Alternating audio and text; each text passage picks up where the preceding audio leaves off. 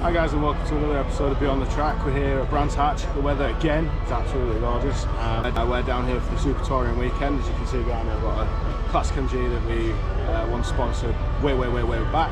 We're here with Sime Racing for the Super Tours. So we're going to have a wander around, have a look, see what cars are about, and then we're going to pop down into the garage. We're going to catch up with Barry. He's racing in the Pre 66 with his Mini.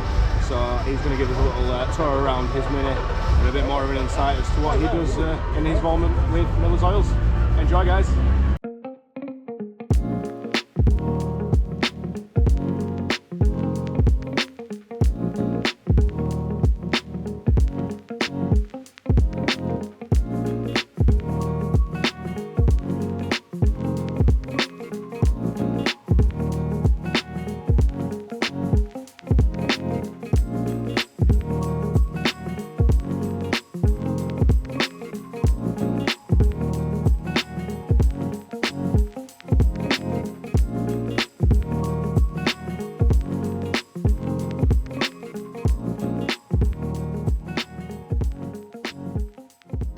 Right, so we're down here with Barry Sime. We're just going to have a quick chat. Yeah, Barry, tell us a bit about yourself. Been racing for a number of years, started in karting as most aspiring racing drivers do as a youngster. Moved on to cars, first car race was in 1997, and here racing my dad's Mini Cooper S, 1964 Mini Cooper S. He raced, he was a youngster and been in the family since 1966. We restored it for a few years ago and we both race it around the country. Mega. So over that time then, what would you say your biggest achievements are? Well, quite a few race wins in this car, at various circuits around the country over the last few years. I guess one of my claim to fame, you could say, is I've raced a guy called Lewis Hamilton and beat him once in the British Formula Renault Championship when I was an aspiring Formula 1 driver. Oh, you must have felt pretty smug beating Lewis then. Well, he was just a driver at that point in time, yeah. So but it's more reflecting on it now. Obviously his achievements now are amazing. And but I'm a financial advisor these days, and don't know what he's up to. So with your achievements, what do you reckon the challenges are then of your racing career? It's a very expensive sport to participate in, so raising the money is always a challenge, and in keeping the money going in, and obviously the more successful you become, the more money you need, so it's a kind of chicken and egg thing. But over the last 8 years or so, I've been racing this car. We've picked up a few companies that are really great to be involved with. Miller's Oils being one of them, obviously, and that just helps make it happen, really, because without a bit of financial input, it's still a very expensive sport to get involved in. Mega. So why Miller's then? One of the best, genuinely. We selected that oil when we rebuilt the car. It's a different engine than when my dad raced. It was a 1000cc engine. Now the category is 1293, 1275 with a bit of extra there. And did some research, and that was one that led us to be the best one, despite other oils being available. We don't rebuild the engine, we don't see the internals, but the engine builder SwiftTune does, and they always compliment us on the inside of the engine. It's a tried and tested one. No reason to look to anything else, and it's a great product. It's always great to hear. Thank you very much, Barry. No problem.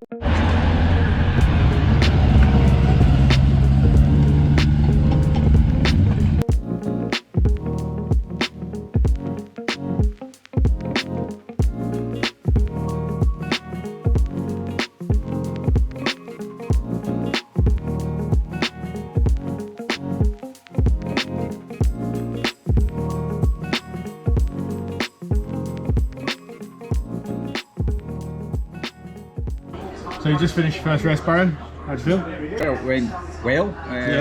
Kind of relieved, I guess. We got 1 of 4 races out the way, no damage is always a bonus. Yeah, start was phenomenal. I guess the results are obviously important. So I was third of the minis, so I'd quite like to be the first mini. Got a very busy grid there today with the mixed cars, with the Pre 66 and Pre 83s. Yeah. So it's just about keeping your nose clean today and making sure that we can survive for the next race and tomorrow as well, with the 2 races just with the Pre 66 cars. Yeah. So speaking for the next race, how are you planning your plan of attack? So I'm starting, so there's 46 cars on the grid. I'm starting 17th overall, which is pretty good. The first lap's always important. I'll probably try and be a bit more aggressive, really, keep the car ready for the rest of the race.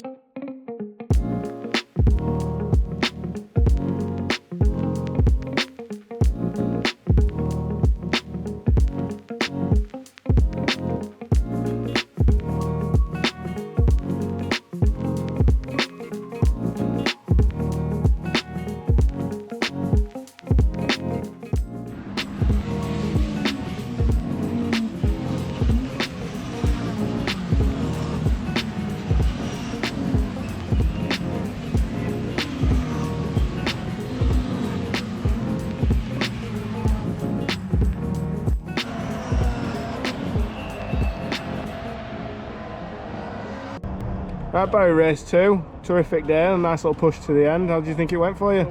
Yeah, really well. Last lap was the fastest one, so I was pushing to the end. The car was still working really well. Lots of traffic, lots of different cars, variation. I guess I'm mainly interested in the minis, trying to come out in top mini and pick one of the minis to the end there. So yeah, delighted. So that's our racing done for today on the Grand Prix circuit. We've got all to do again tomorrow on the Indy circuit, so that'll be great. So another qualifying two races, but just with the pre-66s. So we'll be trying to come out for an overall podium. I think that's the goal for tomorrow. Are you excited for the smaller grid? Yeah, it makes it a bit easier for people to see where we are, because there's lots of different cars with two different championships effectively today. It's always a bit more satisfying as well when you win overall or on the podium. You're definitely getting a trophy at the end. Mega, thank you very much for today, Barry. Thank you very much. Cheers. Cheers. I am really looking forward to this 15-minute race. The pre-66s get underway, and down towards that first corner at Paddock Hill Bend they go. Look at the way Barry Sime is going. He started on the 4th row of the grid. He's up to 4th already, the man from near Glasgow in the blue Mini.